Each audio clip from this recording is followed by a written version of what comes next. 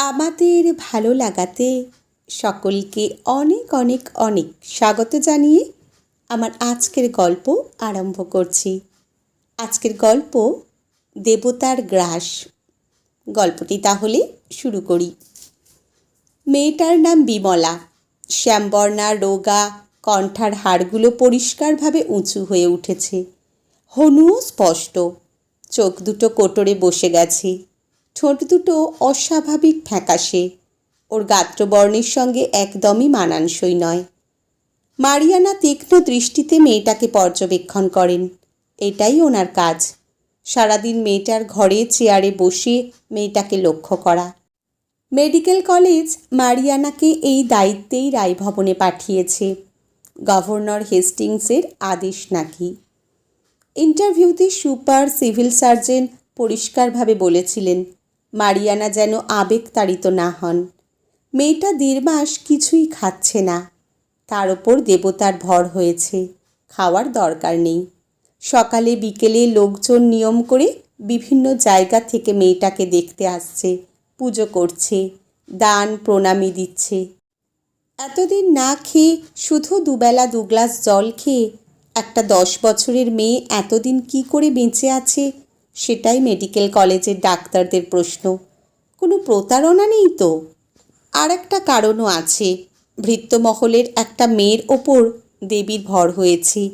এতে ভৃত্যরা কাজকর্ম ছেড়ে দিয়ে পূজার্চনায় পড়েছে। মনিবদের ক্ষতি হচ্ছে। পুলিশে নালিশ জমা পড়ছে, কিন্তু পুলিশ অপারগ। কোম্পানির নিয়মই হলো কারোর ধর্মীয় ব্যাপারে নাক না গলানো। সম্প্রতি রায়ভবনের মালিক খেমচন্দ্র রায় অমৃতবাজারে বিজ্ঞপ্তি দিয়েছেন এই প্রকার।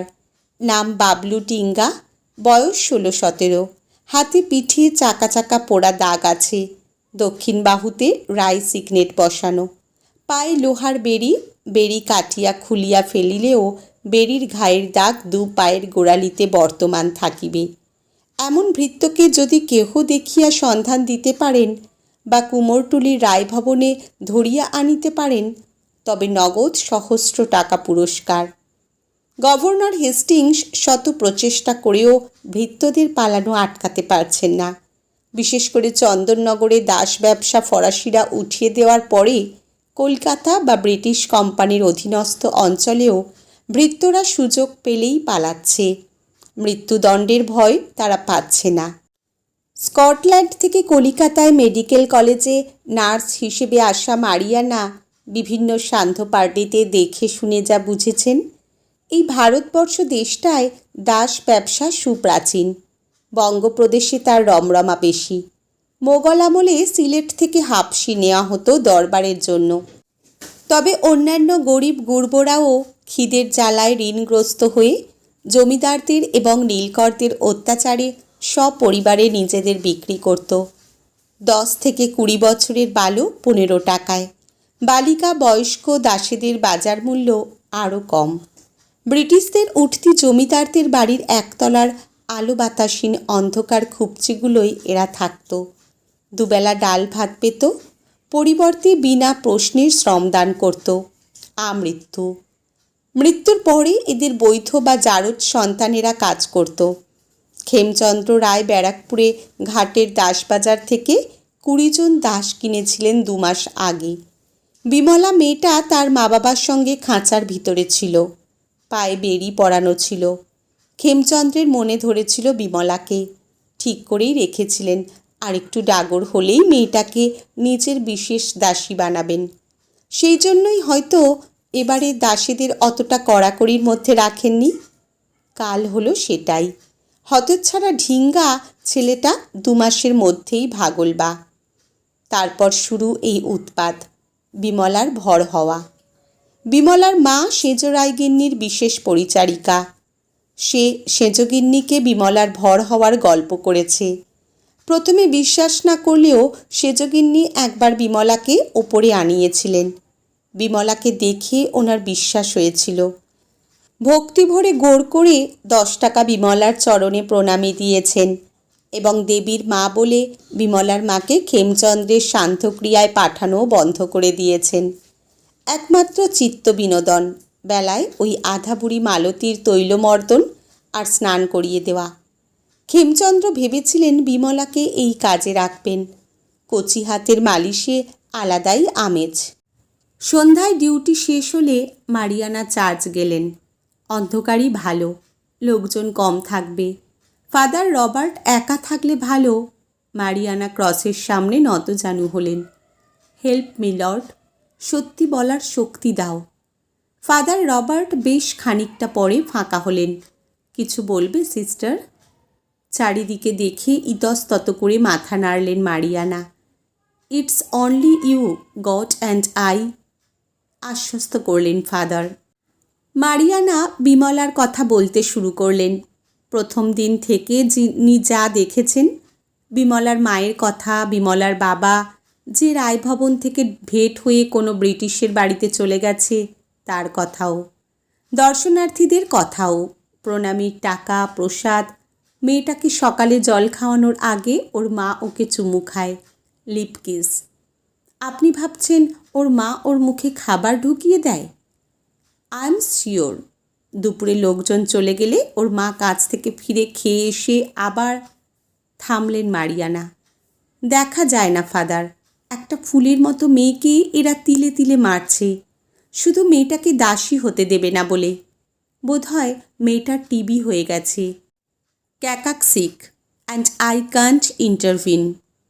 Why don't you report? তাহলে মেয়েটাকে দাসী বানাবে। আমি ও বাড়িতে দাসীদের অবস্থা দেখছি। মেয়েটাকে বাঁচাতেই হবে। তুমি কি চাও? ফাদার মারিয়ার হাত দুটো ধরলেন। Salvation father, redemption. আমার আগামী বুধবার মরিশাসের জন্য জাহাজ। Can't you exchange your day shift? রাতের ডিউটি ভালো, darkness saddles many things. Father মারিয়ানার দিকে গভীরভাবে তাকালেন। মারিয়ানা মুগ্ধ চোখে ফাদারকে দেখলেন। গোড়ালি তুলে উঁচু হয়ে ফাদারকে চুম্বন করলেন। বিমলার মা শ্রান্ত ধস্ত শরীরের ব্যথা সহ্য করেও মন দিয়ে শুনছিল সিস্টার মারিয়ানার কথা। আজ মনিবের বড় ছেলেকে স্নান করানোর সময় সে আচমকা চুলের মুঠি ধরে হিঁচড়ে নিয়ে গিয়েছিল স্নানঘরের কোণে। বিমলার মায়ের গালে, কপালে, গলায় বেশ কালশিটে পড়েছে। হাতটা মুচড়েছে, কপালে একটু ছড়েছে দেওয়ালের ঘষায়। শাড়ির আঁচল ফেঁসে গেছে। বড়গিন্নিকে বলতে গিয়েছিল বিমলার মা। বড়গিন্নি দুটো টাকা দিয়ে বলেছেন পুরুষ মানুষ অমন করে। তারপর বলেছিলেন সন্ধ্যের সময় আসতে, তিনি জড়িবুটি আনিয়ে রাখবেন যাতে পেট না হয়। কোমর তলপেট টনটন করছে, তবু দাঁত চেপে সিস্টারের কথা শুনছিল বিমলার মা। ভগবান মুখ তুলে চেয়েছেন, সাক্ষাৎ দেবীকে পাঠিয়েছেন। তুমি বুঝিতে পারিতেছ তো ইহার পরিণাম কি হইতে পারে? সিস্টার ফিসফিস করে বলছিলেন, দেওয়ালেরও কান আছে যে। আমি পারব, আপনি বিমলাকে বাঁচান এই নরক থেকে। তবে আগামী মঙ্গলবার আমি নাইট করিব, তৈরি থাকিও। সিস্টার আবার বিমলার দিকে ঘুরে বসলেন। বিমলার চোখে মুখে কৃতজ্ঞতার হাসি ফুটল। মঙ্গলবার গভীর রাতে রায়ভবনের ভৃত্যমহলে আগুন লাগল। বিমলাকে বাঁচাতে তাকে কোলে তুলে পালাতে পালাতে সিস্টার মারিয়ানা হেল্প হেল্প বলে চিৎকার করলেন। ভৃত্যরা কুয়ো থেকে জল তুলতে লাগল। রাস্তার মোড়ে দাঁড়িয়েছিলেন ফাদার রবার্ট। মারিয়ানার থেকে বিমলাকে নিজের কোলে নিয়ে নিলেন। দুজনে দ্রুত পায়ে হাঁটতে লাগলেন খিদিরপুরের উদ্দেশ্যে। বুধবার জাহাজঘাটায় ভোরের অল্প আলোয় টিকিট চেক করতে চেকার থামালেন এক দম্পতি আর তাদের অসুস্থ কম্বলে মোড়া বাচ্চাকে। Father Robert Foster, Mrs Mariana Foster, miss Victoria Foster. একটু ভ্রু কোঁচকালো চেকারের, ডিপ জন্ডিস। মারিয়ানা বললেন। ফাদার ভিক্টোরিয়াকে কোল থেকে নামালেন। She can't stand long, two week. Checker টিকিটগুলোই দাগ দিয়ে ফেরত দিলেন। ওরা জাহাজের সিঁড়ির দিকে এগোলেন। কুমোরটুলির রায়ভবনের একতলার ভৃত্যমহলে তখনও সবাই আগুন নেভাতে ব্যস্ত। আজকের গল্প এখানেই সমাপ্ত। কলমে তুষ্ণিক ঘোষ, পাঠে জয়তী। ধন্যবাদ।